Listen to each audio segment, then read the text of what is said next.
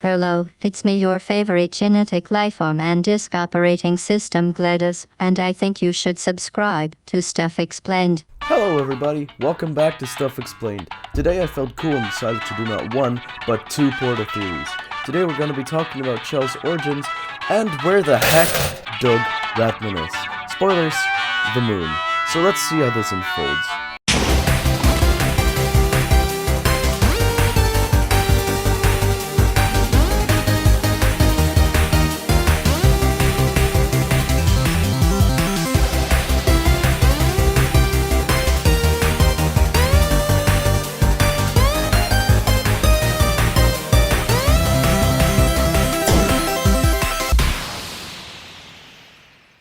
Before we start with this theory, let me just thank Reddit user RyuKier920 for this theory from 11 years ago on the Portal subreddit.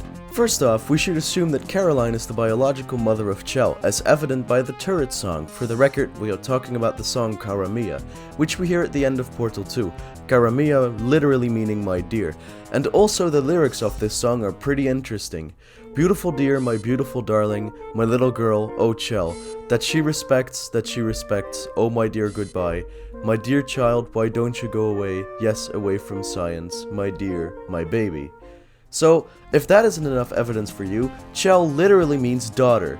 Secondly, we know that Chell was adopted. While in potato form, GLaDOS says in an aside to Chell, "For the record, you are adopted and that's terrible." She has no reason to lie here.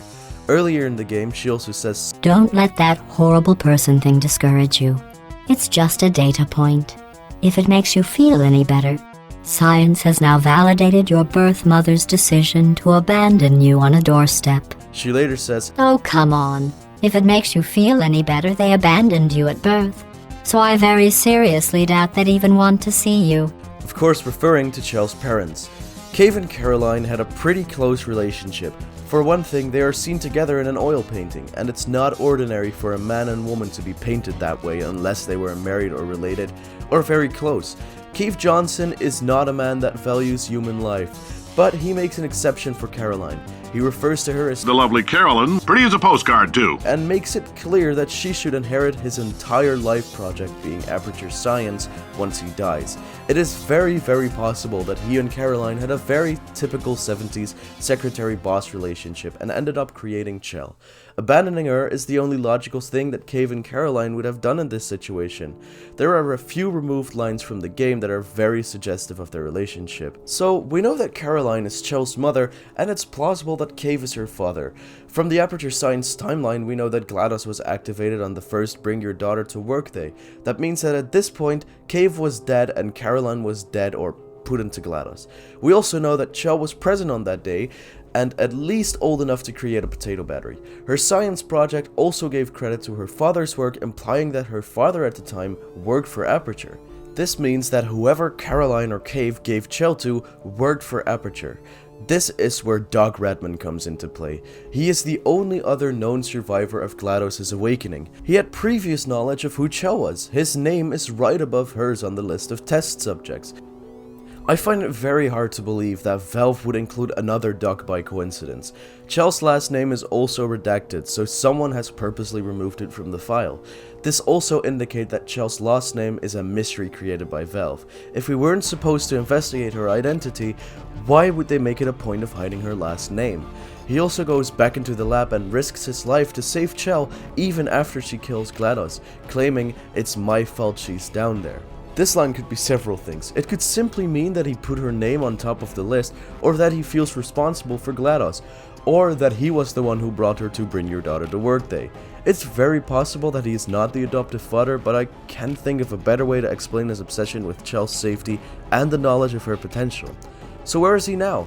That's simple. He's on the moon. Take a look at these murals, all of which are found in the room where you first acquire the portal gun in Portal 2.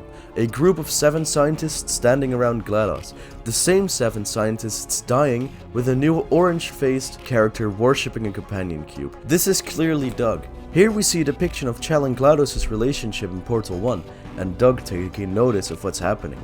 Doug taking the portal gun after Chell destroys GLaDOS in Portal 1, a mural of Chell probably celebrating her. Finally, when looking up, we see the faces of the moon drawn around a hole in which the sky outside is visible. Clearly the moon was visible through this hole during the night.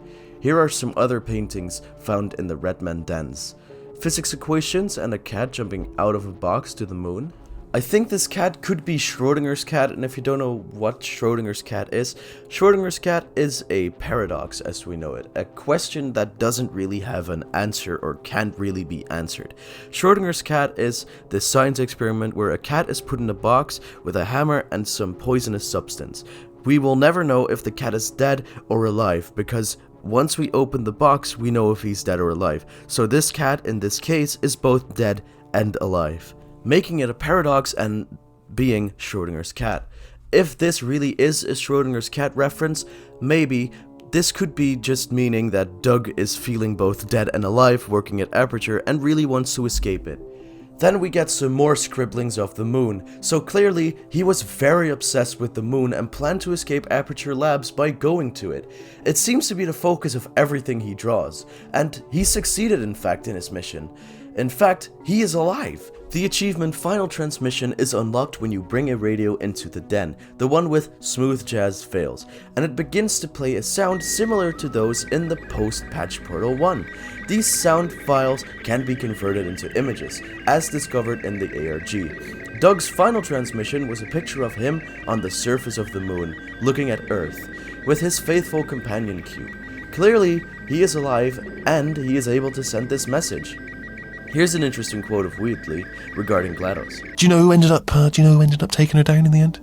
You're not going to believe this. A human. I know. I wouldn't have believed either. Apparently this human escaped and nobody's seen him since. So, Wheatley has heard from his robot pals that a male human killed GLaDOS and escaped. However, I did read that this was maybe put in as a joke, as how Wheatley is just romanticizing this male hero which just killed GLaDOS, while it was in fact a female which he is now teaming up with. Oh, and as icing on the cake, check out the last thing he says on the page of this comic. So, can we say this is true? No, of course not. It's all speculation, of course. And since Valve won't make a Portal 3, we might not get a true answer in a long time. However, maybe we'll eventually get something new Portal-like. Listen to this. Hi, editing stuff here. Reading through the script, I see that I totally forgot to introduce this clip. So, this is Ellen McLean, and she is the voice of both GLaDOS in the first and second Portal game, and together with the Chalk Eaters, who make some amazing songs, and just listen to them. But together with the Chalk Eaters, she's making a song about Valve that count to 3, so just, there's the little context you need. Okay, enjoy. Also, Ellen, did you recognize the Gabe Newell talking in the beginning of the track?